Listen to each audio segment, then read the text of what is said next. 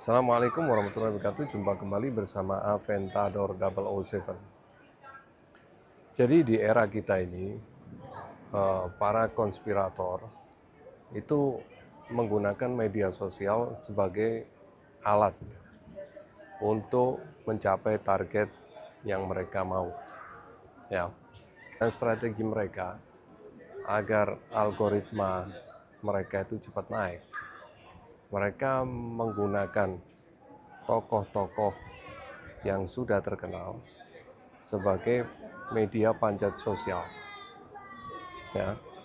Jadi misalnya nih sekarang nih, mereka lagi gencar melakukan operasi Ganyang Ba'alawi. Jadi mereka pasti akan menyerang tokoh-tokoh terkenal dari kalangan Ba'alawi. Dan bukan itu saja, mereka juga mempersiapkan buzzers. Mereka mengumpulkan buzzers mereka dalam satu grup WA yang jumlahnya ribuan, ya, jumlahnya ribuan buzzers dan juga konten kreator dikumpulkan dalam satu grup WA. Kemudian mereka perintahkan untuk secara massal membuat konten dengan tema yang sama, sehingga algoritma mereka cepat naik.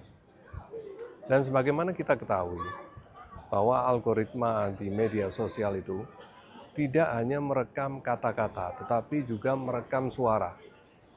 Jadi misalnya begini, misalnya mereka mengucapkan nama seseorang, tapi nama seseorang itu diucapkan berkali-kali secara masif. Itu akan menaikkan algoritma di media sosial mereka. Jadi kalau mungkin sebagian kalian mengira algoritma itu hanya berdasarkan kata atau judul yang tertulis, itu salah. Karena platform-platform media sosial itu juga merekam suara-suara yang sering ditayangkan di media sosial, di platform mereka tentunya. Nah, itu nanti oleh platform tersebut akan disarankan untuk ditonton oleh orang yang terindikasi pernah menonton konten sejenis.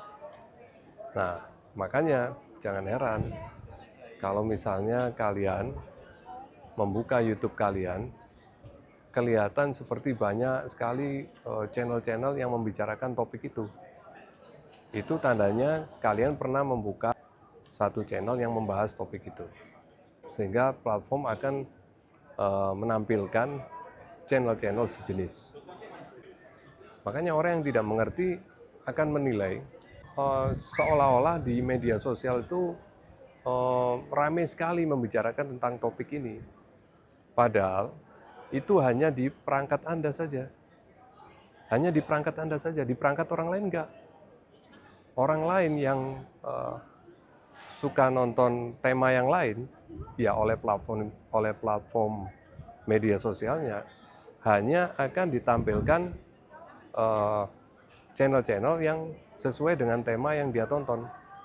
Karena Anda sering menonton channel-channel yang menghujat habaib, maka oleh platform tersebut akan ditampilkan channel-channel sejenis. Jadi jangan pernah mengira di perangkat-perangkat yang lain, tampilan YouTube-nya, tampilan TikTok-nya akan sama dengan yang ada di perangkat Anda. Gitu ya. Jadi kalau sebagian mengatakan tema tentang habaib atau tentang Ba'alawi itu ramai di medsos, jangan salah. Itu hanya ramai di perangkat Anda dan orang-orang yang seperti Anda. Tidak di orang lain. Ya. Jadi udah terlokalisir, tidak masif berkembang, semua orang tahu, enggak. Banyak orang yang enggak tahu dan enggak pengen tahu banyak.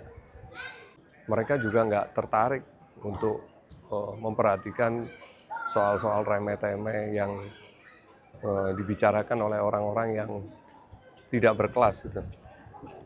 Saat ini orang itu cenderung edukasinya semakin meninggi, semakin baik.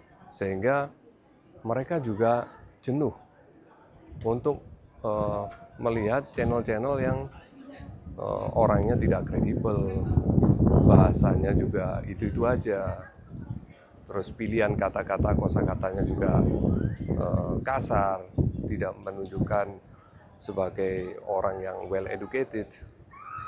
Jadi mereka nggak suka nonton-nonton seperti itu. Ya mungkin orang-orang yang tingkat edukasinya rendah, mereka gampang terpengaruh oleh omongan-omongan dari orang-orang yang nggak jelas jeluntrungannya, latar belakang pendidikannya nggak jelas, kemudian apa-apa yang dibicarakannya cenderung penuh ujaran kebencian, rasis, dan sama sekali tidak ilmiah, gitu ya. Jadi saya melihat isu tentang habaib ini atau hanya di media sosial, ya saya sepakat, tapi itu hanya di perangkat orang-orang yang terafiliasi pernah menonton channel serupa. Ya. Dan tapi begini, misalnya di YouTube ya, sering sekali YouTube itu merubah algoritma. Sering juga tiba-tiba tampilan di YouTube kita tidak menampilkan tentang itu, tapi menampilkan konten-konten yang mungkin pernah kita tonton 2 tahun yang lalu, 3 tahun yang lalu, yang sama sekali tidak ada hubungannya dengan nasab. Ya, mungkin Anda tahun-tahun sebelumnya, sebelum menonton tentang isu nasab, mungkin Anda suka nonton tentang mobil, tentang otomotif, tentang motor. Nah, itu akan ditampilkan lagi oleh YouTube. Jadi begitu. Jadi saat ini orang-orang ini susah payah sekali untuk mempertahankan algoritmanya. Jadi mereka memakai strategi di samping pansos, mereka juga cenderung lebih kasar dan memuat ancaman-ancaman agar mereka mendapatkan atensi lebih dari viewers dan mendapatkan respon dari orang-orang yang mereka pansos. Sehingga algoritma mereka akan naik kembali karena tentu saja kalau direspon oleh orang-orang yang mereka pansos, yang tentunya orang-orang ini biasa mendapatkan perhatian lebih di masyarakat, tentu akan ramai lagi di media sosial. Itu strategi mereka. Oke, jadi saran saya untuk kalian untuk lebih wise, dan bagi konten-konten kreator lebih memiliki tanggung jawab sosial. Saya pikir seperti itu. Jadilah kita konten kreator yang bisa membantu pemerintah dalam rangka mempersatukan bangsa. Bukan menjadi konten kreator yang justru membantu imperialis yang ingin merusak kesatuan dan kesatuan negara yang kita cintai. Gitu ya. Oke, saya kira itu dulu dari saya. Insya Allah kita sambung di lain waktu. Dari Barcelona saya ucapkan Assalamualaikum warahmatullahi wabarakatuh.